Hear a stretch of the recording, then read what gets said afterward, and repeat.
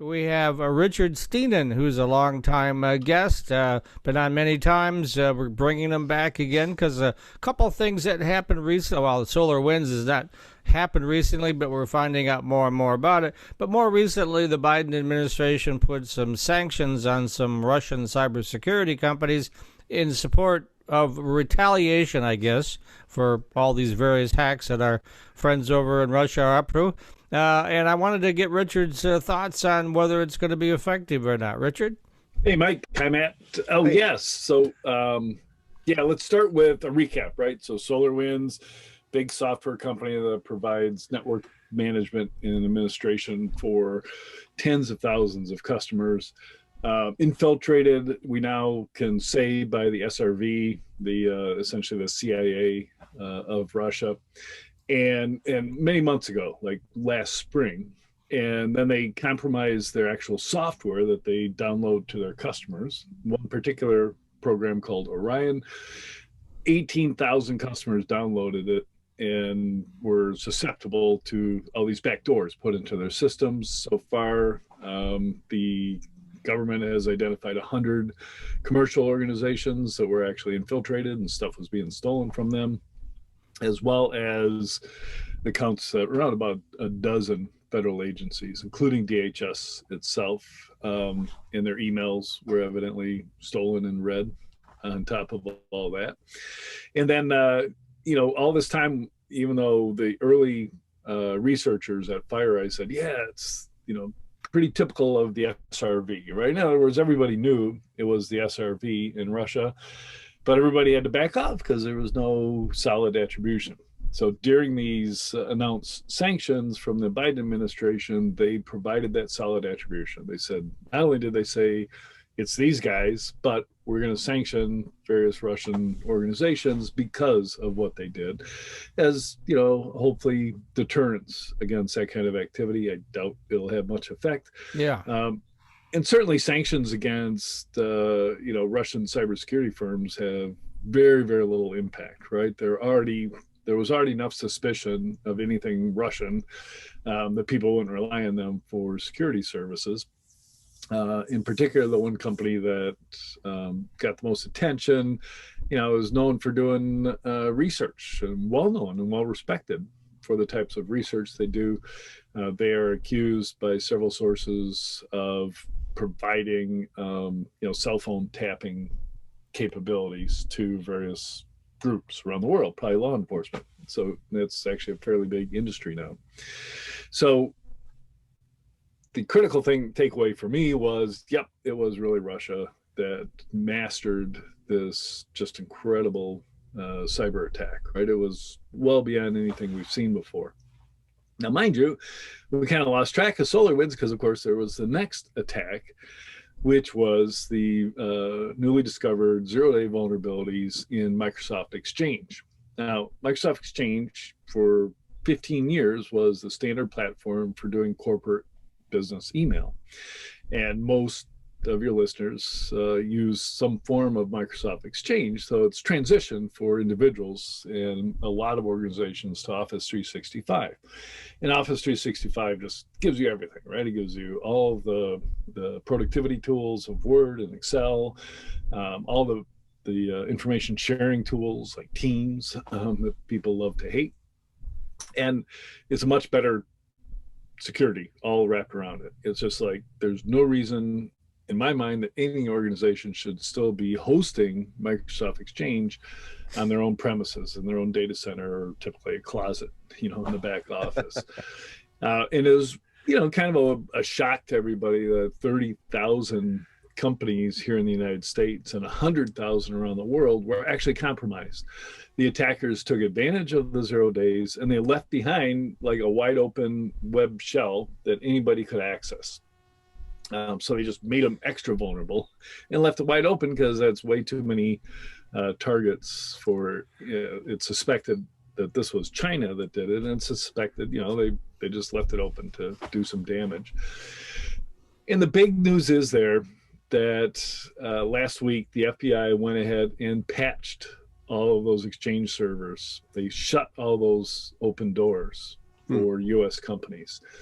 really, really loose interpretation of their authorizations to do that. So it's problematic. Yeah, it was a great thing to do, but it was the FBI doing it, and usually you need a warrant to do something like that. And yeah, no kidding. They had some general get a jail free card that they use that I've seen lawyers talking about it, and they go, nah, it doesn't look like it works that way. You're not allowed to do that.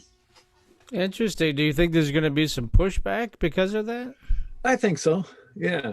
And maybe it'll, if somebody did that to me, I'd be really happy that they went in there and fixed my service. I'd also be very uncomfortable that they could go in and fix my service like that. But it might heighten the awareness of security. You could be law enforcement that's messing around on your servers, or it could be bad guys from China messing around on your servers, or Russia, or wherever. At any rate, it's going to raise the visibility, so people put a little more attention on their security. No kidding. Wow, that's crazy. Well, listen, the SolarWinds thing, there was some kind of announcement yesterday or today, I forget which, from the feds about that, to where it didn't directly affect as many companies as we thought originally. What can you tell me a little bit more about that? Interpret that for me.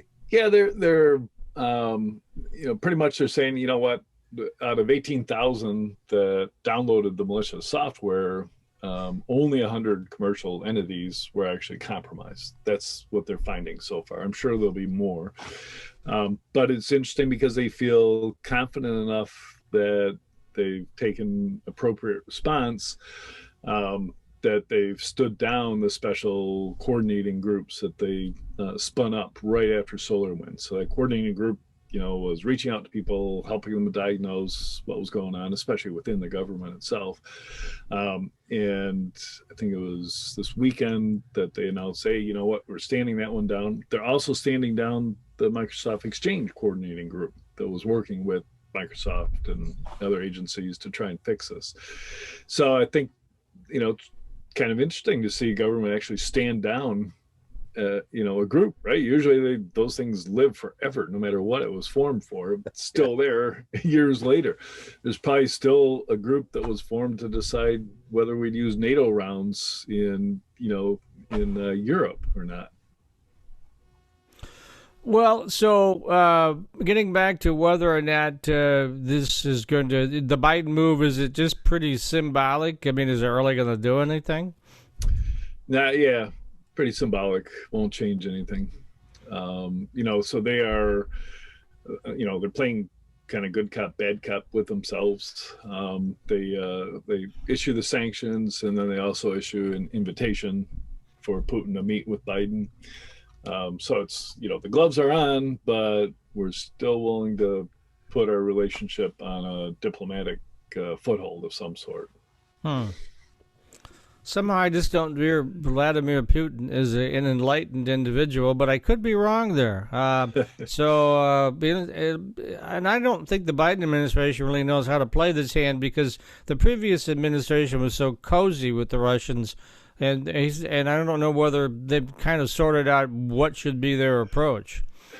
The one thing you can think about Biden is he's not crazy. Not Biden, Putin.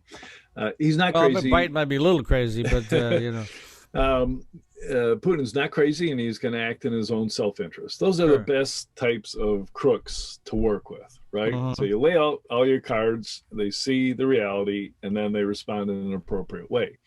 The worst kind are similar to our last president. You lay out all the cards, and they just do something totally off the wall just to screw with the system.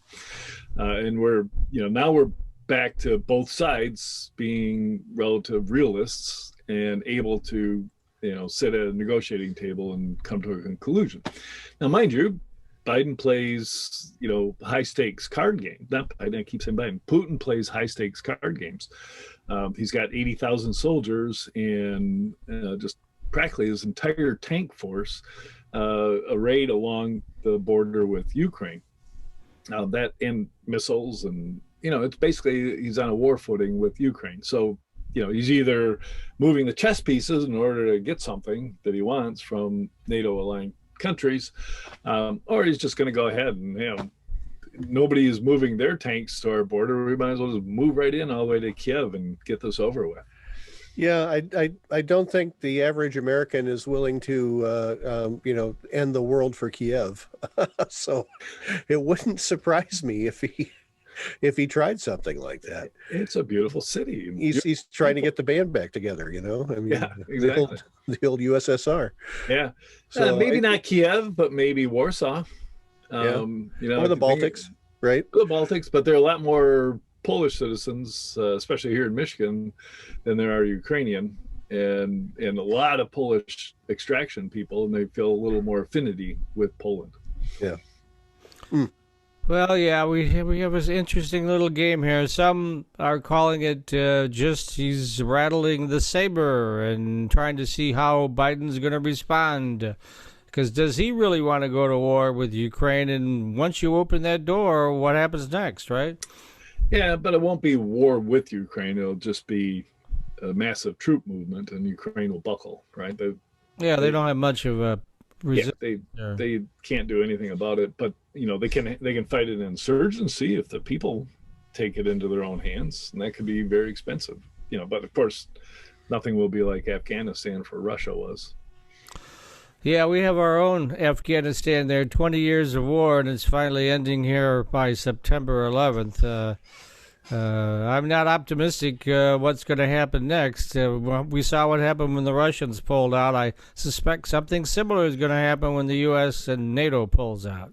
Yeah, but you know what? We've proven over and over that we're really good at going back into places, right? We can just do that any day. And that's always going to be the threat hanging over whatever happens in Afghanistan. Yeah. Okay. Couple minutes left. I think you said you got your new book already to the publishers, right? Yes? Yep.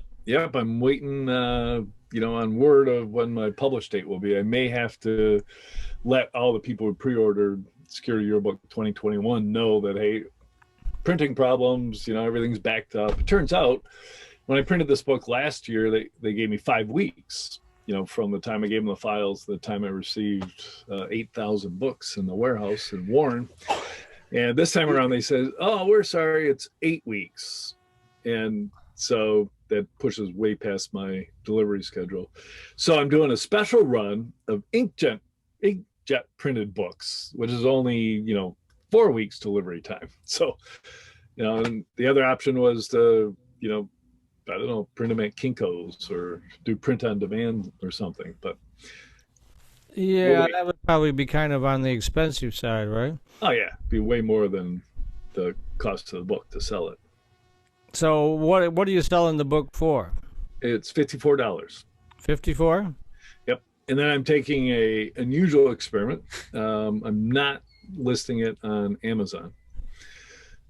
Believe it or not, it's really hard to list a book on Amazon that you've printed yourself because they want to drive you towards their print-on-demand service. Oh, gotcha.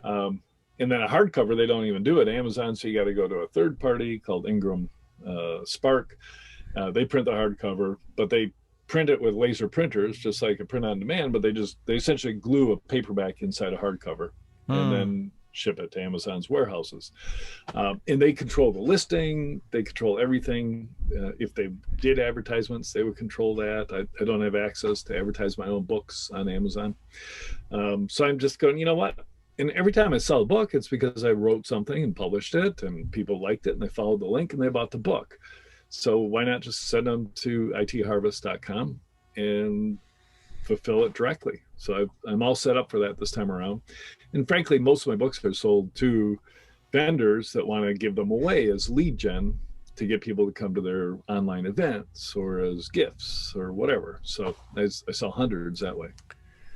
Yeah, that'd be much easier than doing the one-off kind of thing, right? All that packaging and shipping you'd have to do and all that fulfillment.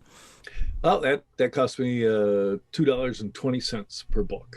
So does it? Yeah, there's a company you should interview called Fulex in Warren, Michigan.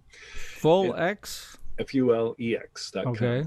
And they've set up early, right at the end of the .com era, to help e-commerce companies fulfill orders that they took off their websites. And the guy sells hundreds of, what do they call them, thunder blankets, or those heavy weighted blankets He sells hundreds of those a day for somebody. Really? And the guy, his customers just take orders online. He goes into their back office systems, pulls the orders every hour, and then ships them the same day. He does that for my books. It's a really cool process. Interesting. Well, we still don't have Fred, so we can continue to talk until Fred arrives. So, Great. What are some of the other big hacks issues out there that business folks should be aware of? Yeah, so you can always go back to ransomware, and ransomware has recently gone through a kind of a phase change, right? So the very initial ransomwares were things all three of us would worry about, right? Clicking on the wrong thing and having somebody encrypt your computer and then demand $900 in Bitcoin to get all your information back. A lot of people would pay for that. Of course, the defense is so simple, right? You just back up your computer, right? Get yourself a little hard drive, back it up to the cloud. Whatever you do, you just back it up. And then you get that ransom note, and you just wipe your computer and replace all the data from your backup. Piece of cake. But they had already moved on to corporations, so hospital systems, school systems, state and local governments, and they could get a foothold there and spread to every system and encrypt all the data, including backups. They would get to the backups because the backups turn into network attached storage, and there are credentials that you could get access to. So now they're moving on to the next phase, which is threatening to release all the information they steal, as well as encrypting it so you don't have access to it. Then you'd be able to see all those pictures of Matt's granddaughter. He's got a lot of them. I see him on Facebook all the time. Now they'd be all over the place. I know. The whole world would see the cutest baby in the world, right, Matt? Absolutely. Yeah. Okay. All right. Well, thanks very much, Richard Stiennon. Why don't you give us pleasure. that web address where people could get a hold of you one more time? Yeah, it's www.it-harvest.com. Traditional four-year students love Lawrence Technological University's thriving campus life, but LTU has always met non-traditional students' needs too. Lawrence Tech offers over 100 degree and certificate programs that can get adult students started or back on track. And most of our classes are conveniently offered evenings at our beautiful Southfield campus or online, so you can balance your social, family, and work life even while you power up your career. Lawrence Tech, where Blue Devils dare.